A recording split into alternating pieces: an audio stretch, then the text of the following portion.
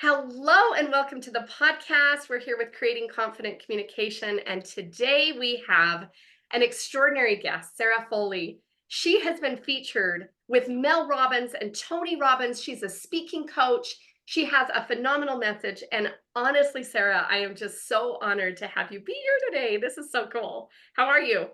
Thank you so much, Talia. It's been fabulous getting to know you and getting to be part of your world. So thank you for this introduction. Oh my gosh. Well, some people may not know a lot about you and how amazing you are. And I had been following you, and I've had the opportunity to hear you speak a little bit and be able to learn from you. So I'm just excited for you to share your message. For those that don't know who Sarah is, you get to hear this amazing just about who you are. Will you open up and share with us? Yes, absolutely. It's always a fun, loaded question of where do we start, right? There's so many ways we could take this. But I will say that, my entire life, I always had that inner nudge that I was going to have this really big life. I didn't know what it was going to look like. All growing up, I thought that move to LA and become an actress and that whole bit. And little did I know that it was going to tee me up, but in ways that I didn't really anticipate to be good ways. And back in 2012, I was on a four-wheeler and ended up hitting a ditch, flipping over, and it paralyzed me from the waist down. And that experience of identity crushing, I call it, was the catalyst. It completely cracked me open. And in the time that it was happening, it felt very much soul crushing because, I had a background in television. I'd worked in the spa industry. I was always pretty successful at whatever I set out to do. But if I'm looking back, I was playing it pretty safe too. But life was good. Life was never really bad or super hard. And then this accident happened, and it really opened up this total and crazy and beautiful and scary healing journey. And it took me to Maui, it took me to all these really cool places. And the experience of really getting to know who I was and strip away the parts that I was just playing for other people, and to get to know who Sarah was at her core. And I got really, really involved with this therapy. It's called IFS therapy, internal family system. Sometimes they call it parts work. Gabby Bernstein actually just wrote a really good book about it called Happy Days. And Love I her. really got to know the different parts of myself and the different parts that were either putting on the mask for other people, the parts that were really wounded, the parts that were really hurting, the parts I trapped away for a lot of years, the parts that really wanted to dream, the Mhm. parts that wanted to pursue those dreams. And I got to just know myself. And after about 5 or 6 years of healing, people started to ask me to share about it and to share about the accident and share what I'd learned. And they were starting to see me really joyful and happy and healthy and all these things I discovered along that journey. And it's led me where I am now, which is I get to speak on different stages. I get to help other people extract their own stories. And I just put a post up last night about how it's beautiful, how everything sets us up for this moment. And sometimes this moment can be hard, sometimes it can be beautiful, but we needed all those moments before for this. And then we're going to need this for something else.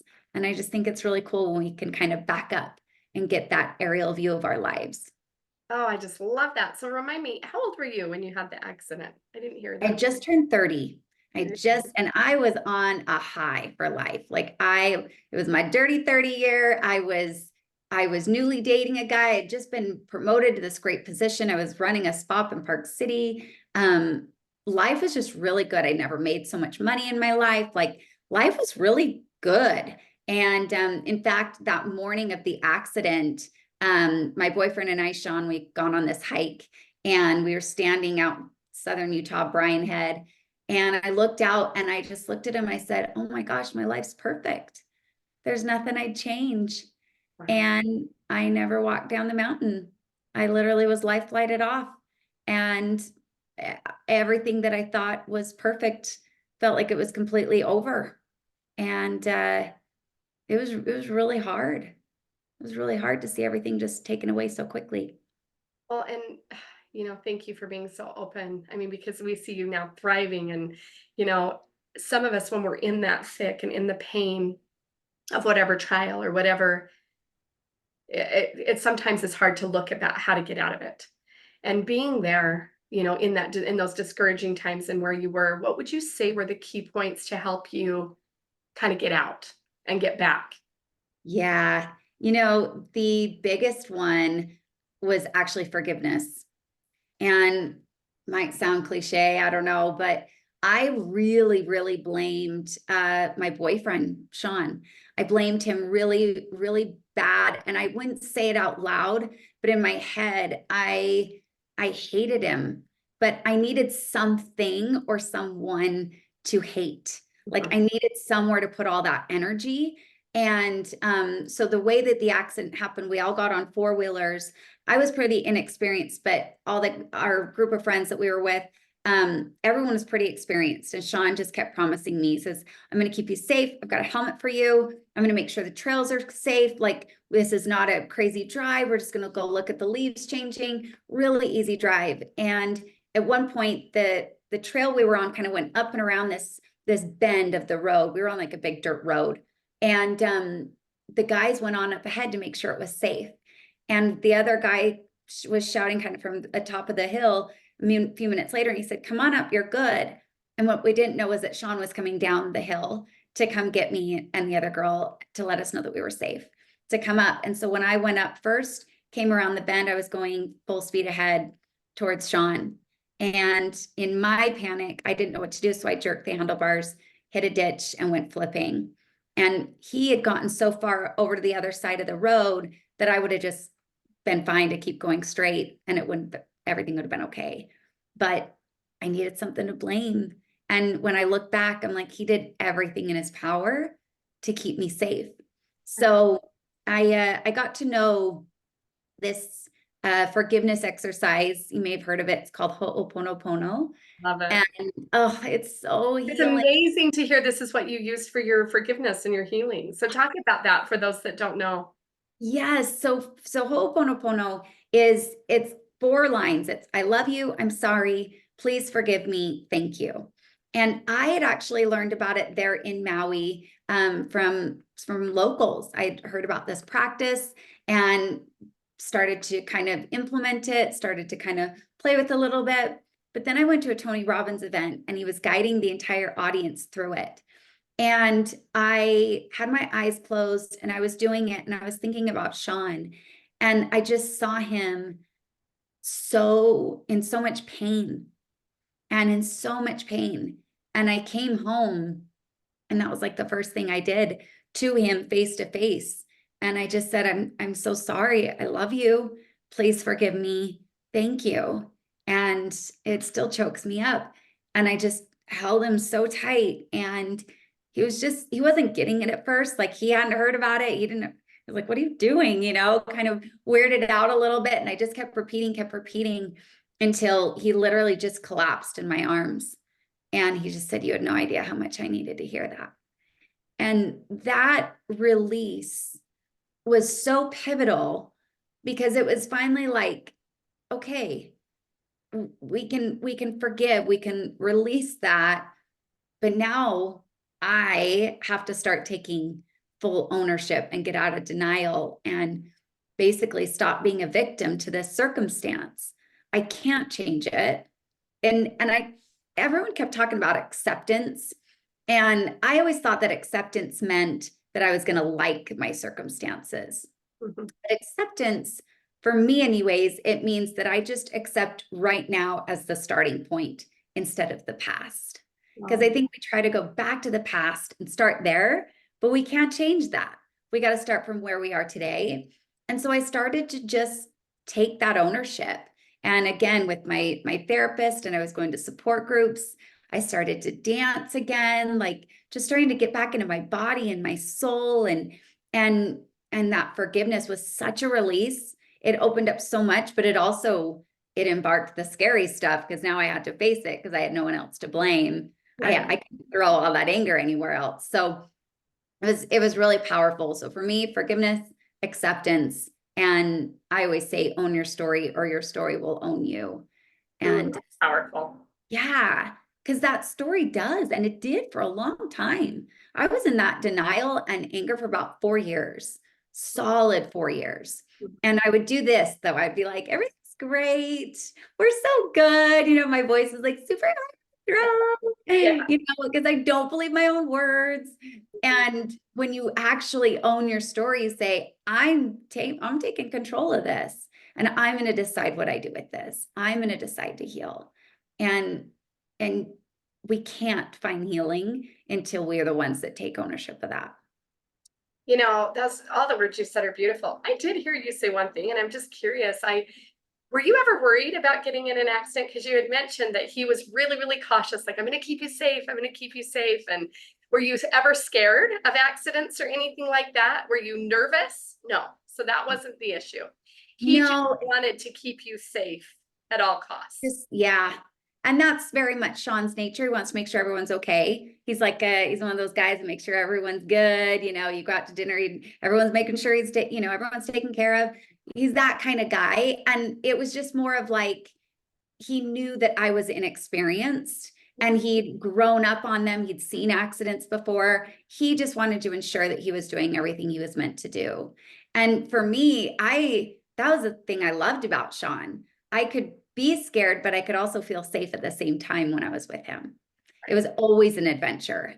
And I think that's what I really loved. But we'd only been dating about 6 months. We were still very fresh. I always like to joke, like we were still perfect to each other. Not fresh, right? Yes. Yeah, we were there.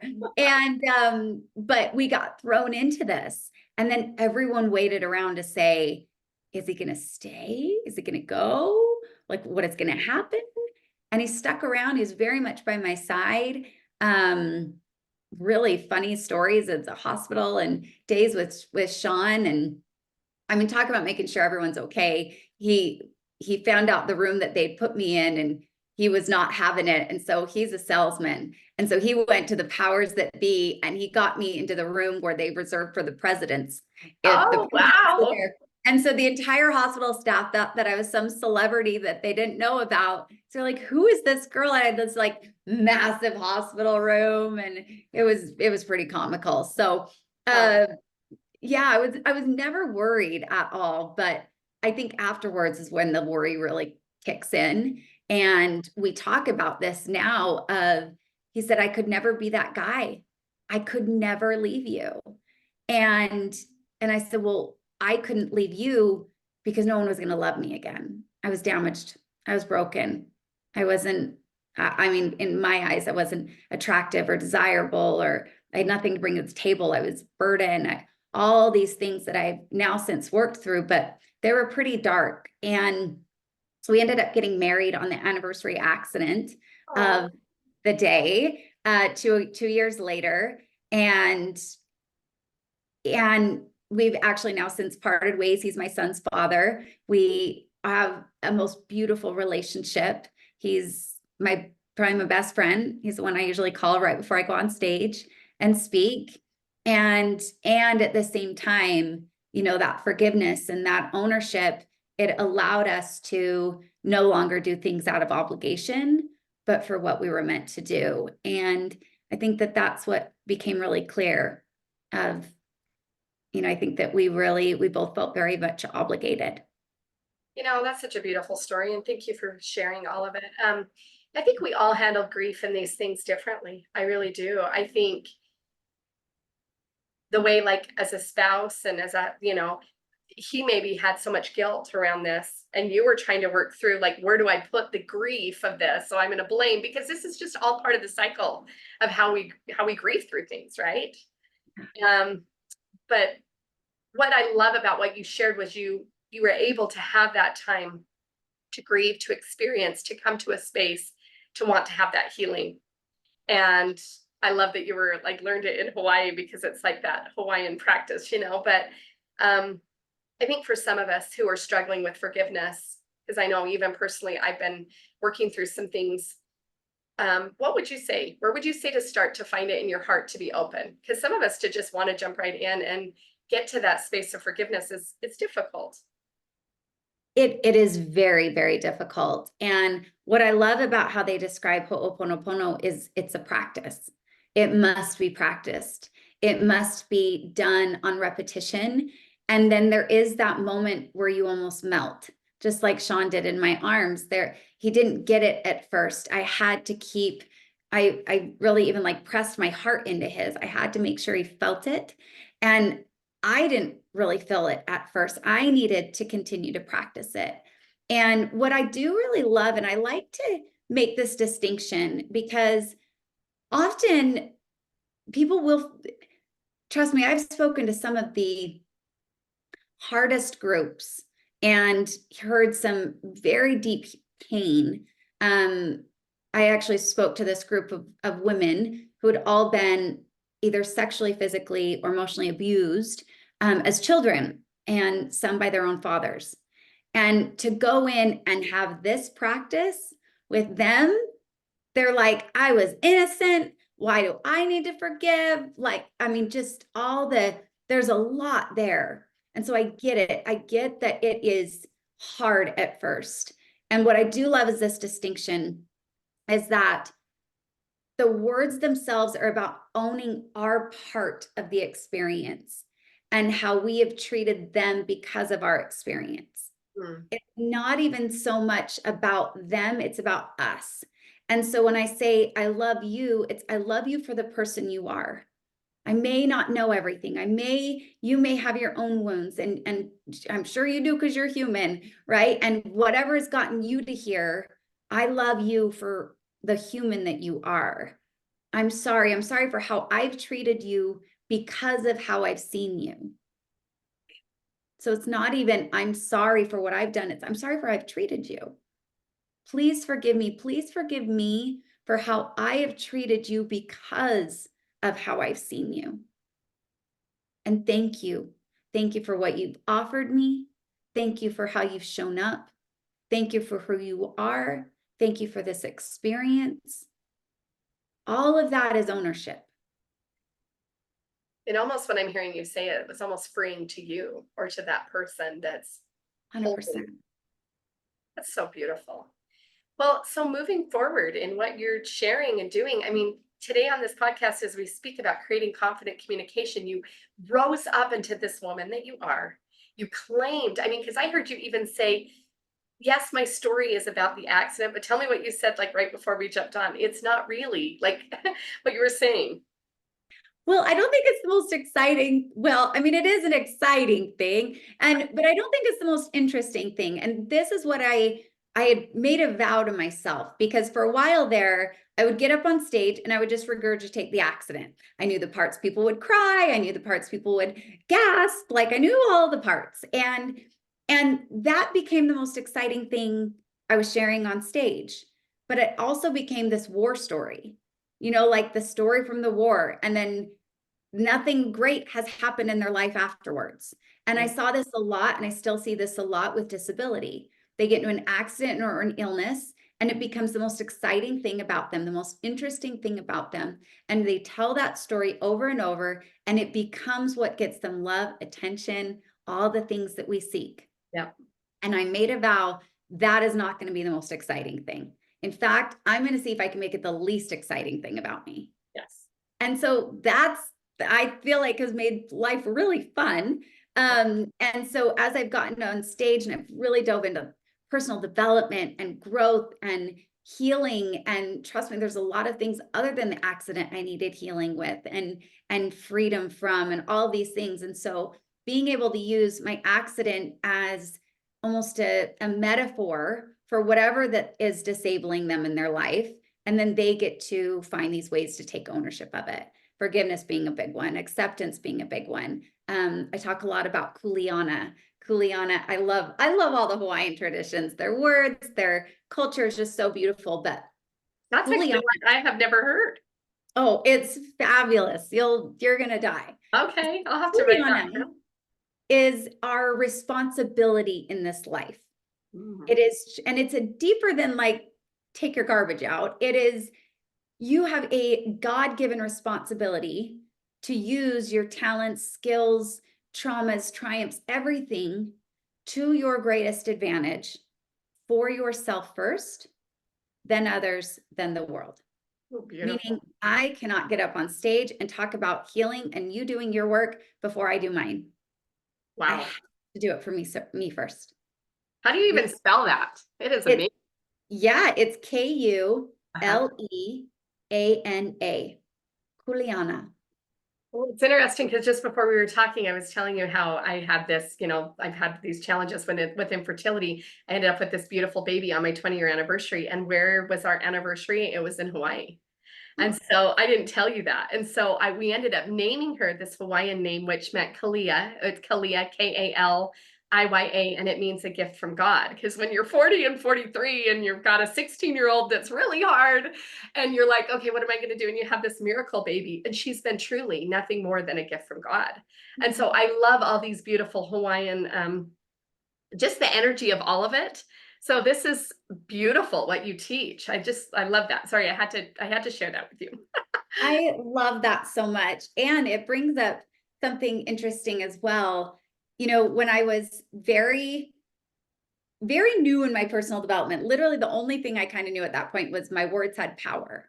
And that was because I kept seeing myself as disabled.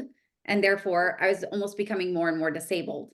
Right. And I was like, I'm just going to call myself something different. And I wanted to start a little blog when I was in Maui. And I was like, okay, it can't be Sarah. It's got to be something really powerful. And I was like soaring goddess and running something and, all these like words with walking in them or movement. And I came up with this name, Vertical Blonde.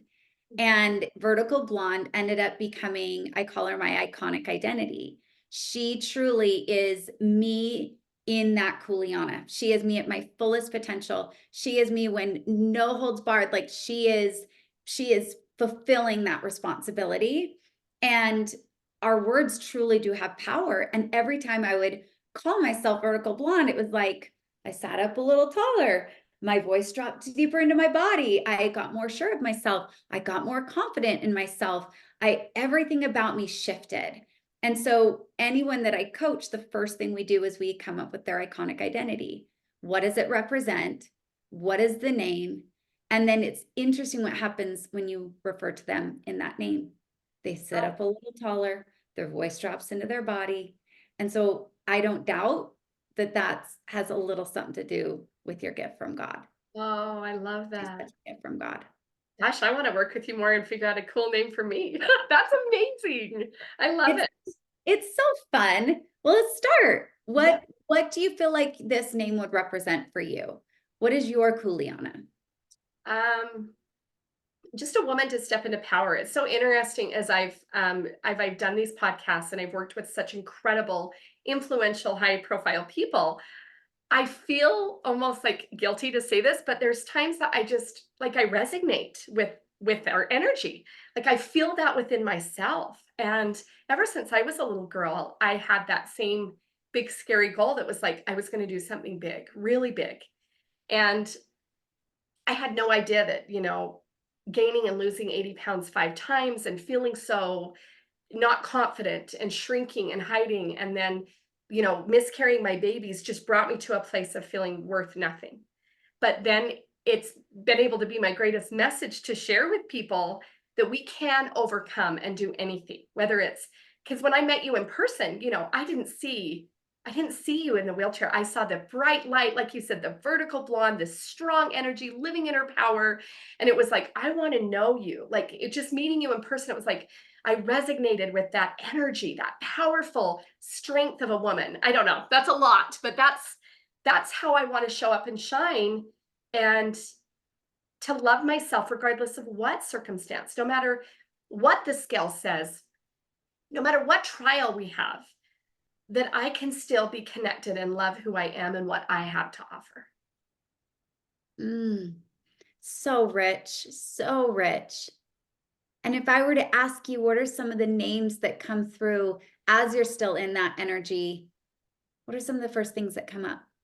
Well, you're going to laugh because, so we were talking about this. I had another gal on a podcast that was amazing. And she was talking about like the negative voices in our head that come to our mind. And she's like, I like to call it out when when she starts nagging about how I'm not enough and I'm worthless, like I give the negative name, but the name that came to my mind was like that Queen Talifa or Queen, what was her name? Queen Latifah. And then I was going to nickname the wicked one Talifa, like, hey, back up, you are, you're not welcome here, because when you hear all that, you're not enough, you're not good enough. But for some reason, it was kind of like, that thought came to my mind. I feel like a dork saying it out loud, but like that Queen Latifah, just someone resonating as this queen in her power and energy. I don't know. So, I mean, now I love it. It's fabulous. There is no right or wrong. That's the coolest part about this whole exercise, is that it doesn't have to mean anything to me. It only has to mean something to you. That when I say Queen Latifah, how is she going to show up to this experience? That you sit up taller, that your whole energy brightens. That's the whole goal of it. Yeah, So so I remember even a show where it's like she was strong and she was bold and courageous. And I mean, let's think about it. Queen Latifah, like she was bigger but bold and beautiful. And I just think it's not about the image or how thin we are, what we are. It's who we are in the inside and what we portray and what we give. I think of even Oprah and her power and all these beautiful, like you say, iconic, wonderful women that show up in their power of connection and love. And I think my biggest thing is just letting that light shine through so people can feel that from me. I love it so much.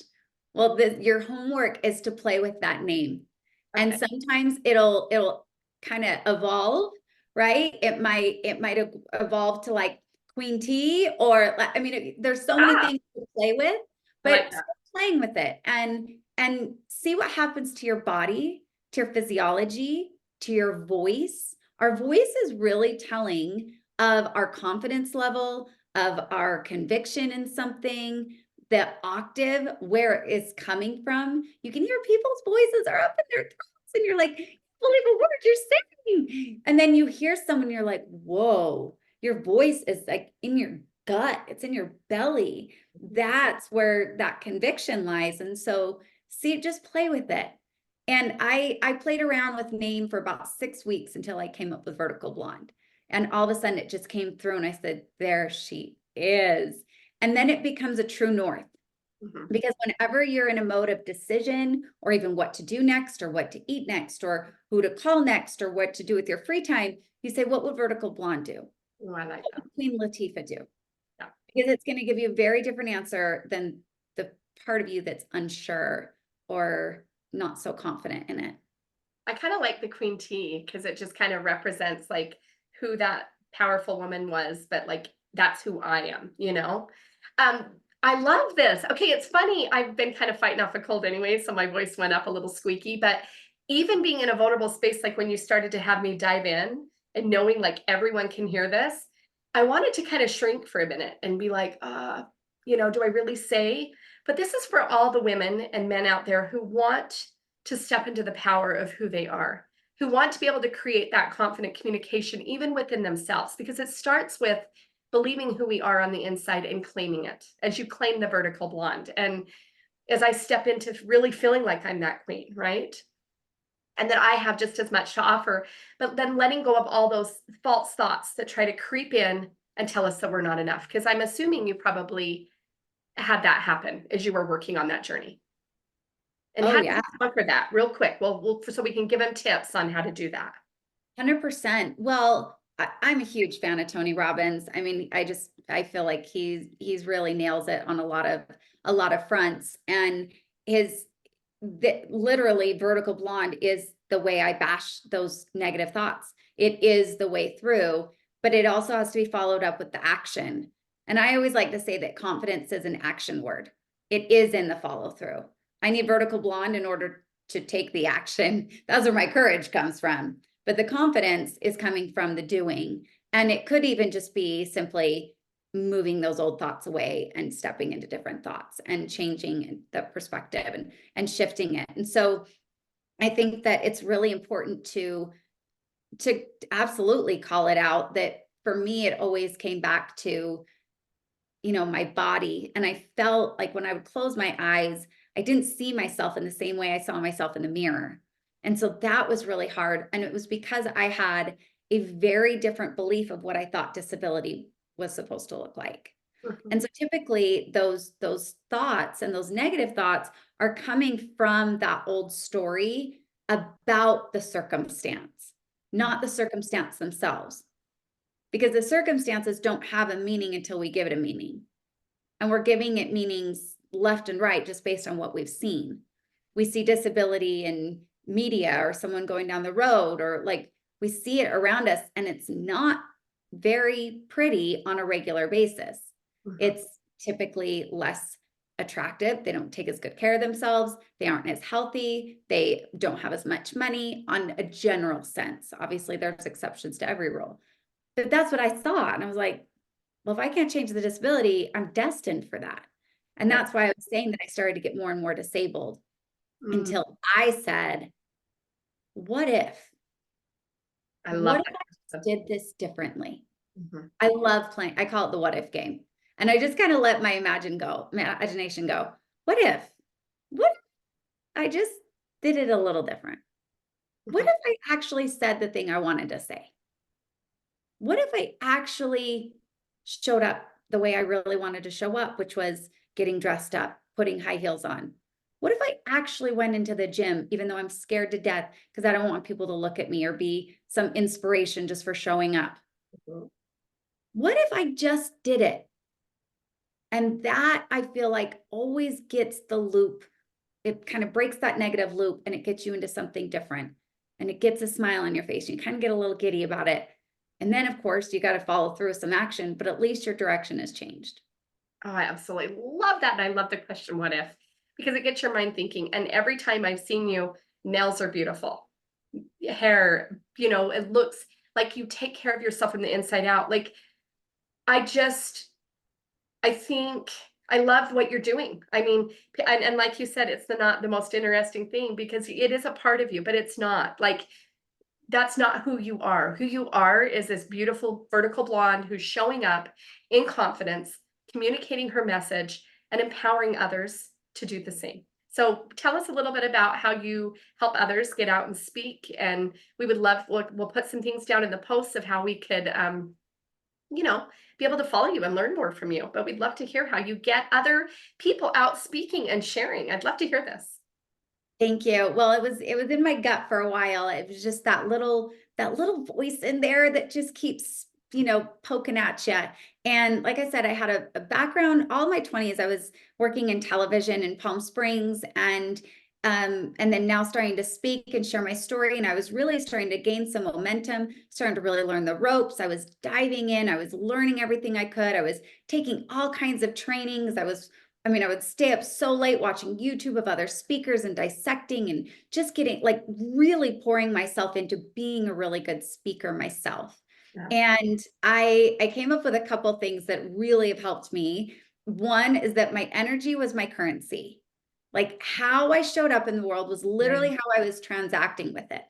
And how I showed up was in direct relation to the results I was getting, whether it was on stage, whether it was when I was networking, but I was getting different results, but my energy was also vastly different than a lot of other people's.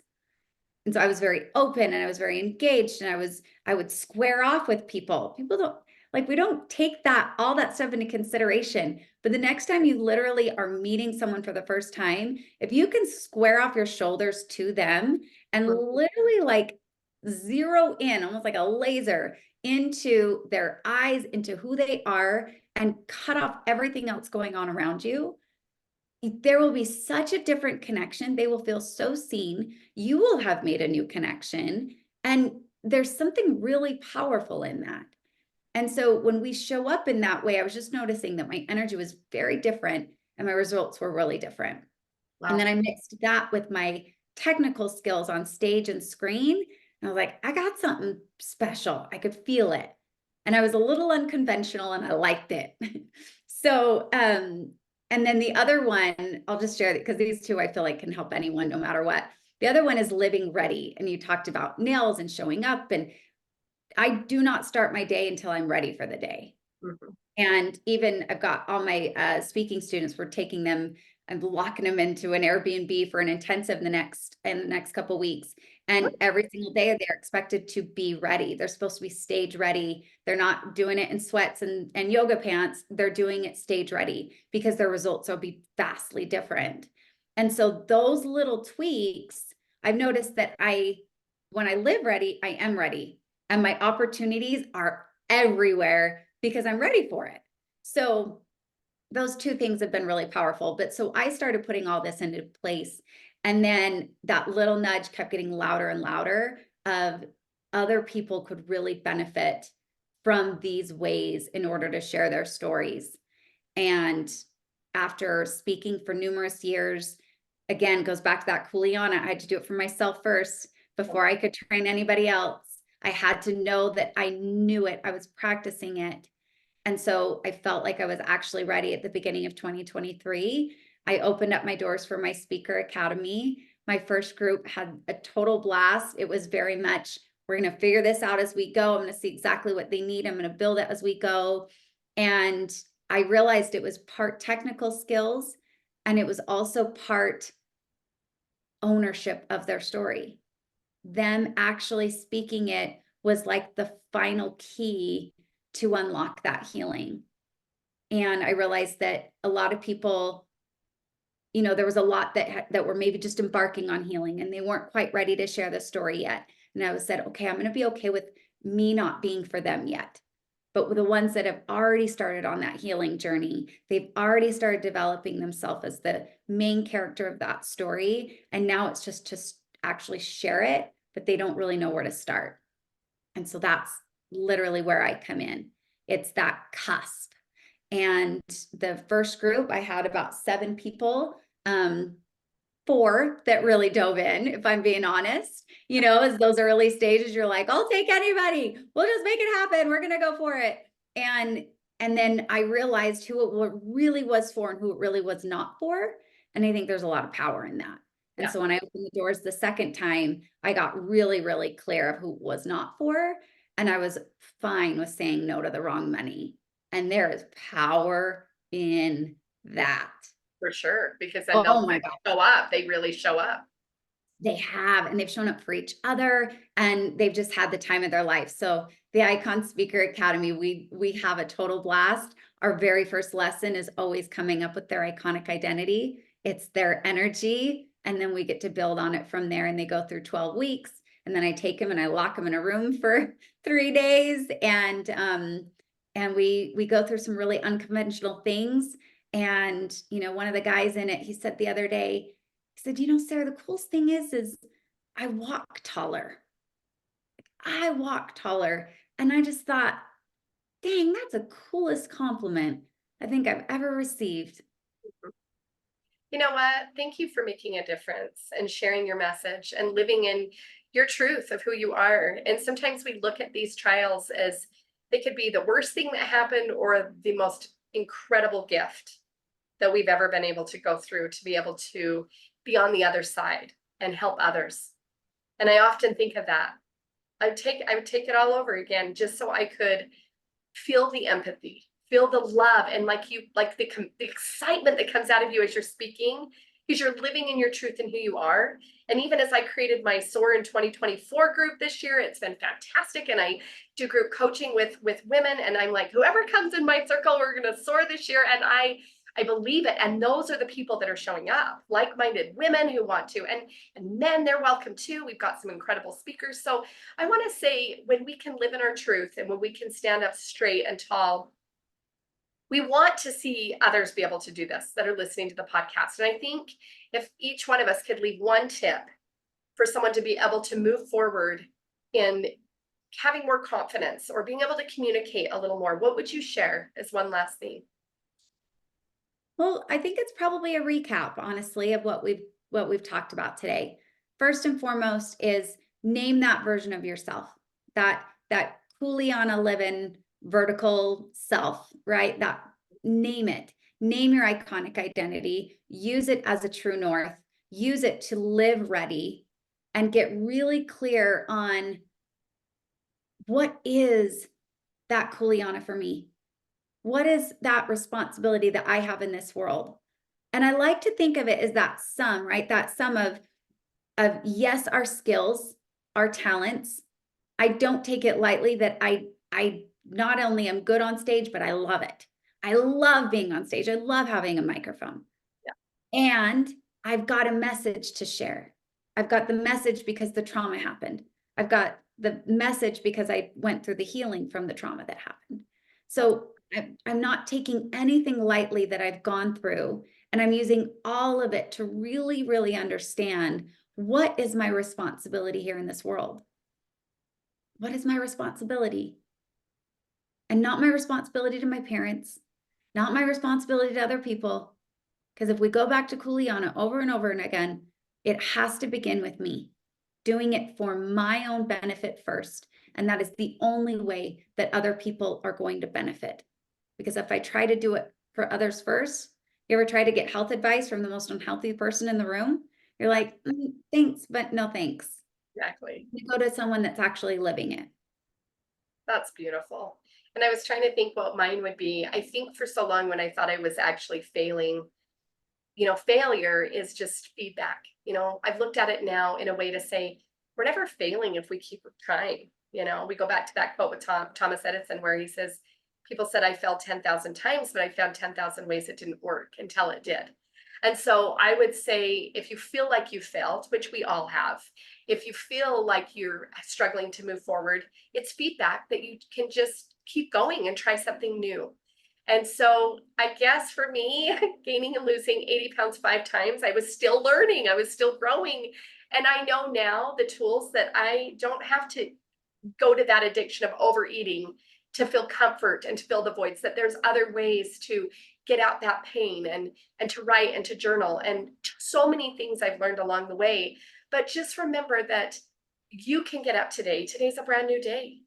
The tools that she's given, the tools that I'm giving, we can all soar in 2024. It's a new year. There's new energy. I mean, we've got beautiful snow out. I mean, all these incredible things that we get to look at as gratitudes instead of failures. And I think as we go into the gratitude space of what we do have and what we can create, it just shifts for us. So that's the advice I would leave today. I love that so much. And something that came through, and maybe it's just a final thought, that sometimes when you're in the darkness, gratitude almost feels too hard. Mhm. Right? There are those days, and I get it. I've been there. There were many days where all I would think about was how to end my own life. Mhm. Many days. And gratitude felt like a slap in the face. Like, Mhm. what do I have to be grateful for? I couldn't even get there. And I started using the word appreciation. Mm.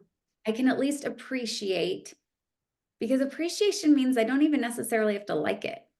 I love this. Yeah. But I can, That bridge word to get yourself there. So what would you appreciate? I appreciate that I'm alive. I appreciate, what was that? yeah, well, I can appreciate that my my job, for instance, they held me on the payroll and paid me just enough to keep my PTO rolling in so that I could pay while I was in the hospital. Amazing. You know? Or my biggest appreciation once I got home was The Price is Right. That was literally the only thing that would get me out of bed every day. I was Oh, I like, love okay, that. it was on at like 11. I mean, I would sleep late. I didn't even want to get out of bed. I was like, there wasn't a TV in my room. So I had to get myself out of bed to go see Price is Right. And so I would have to get into my wheelchair. That one thing that I hated so bad was that wheelchair, but I had to at least get myself to the living room. So there's an appreciation in store. And I think the bridge is the perfect way to describe that.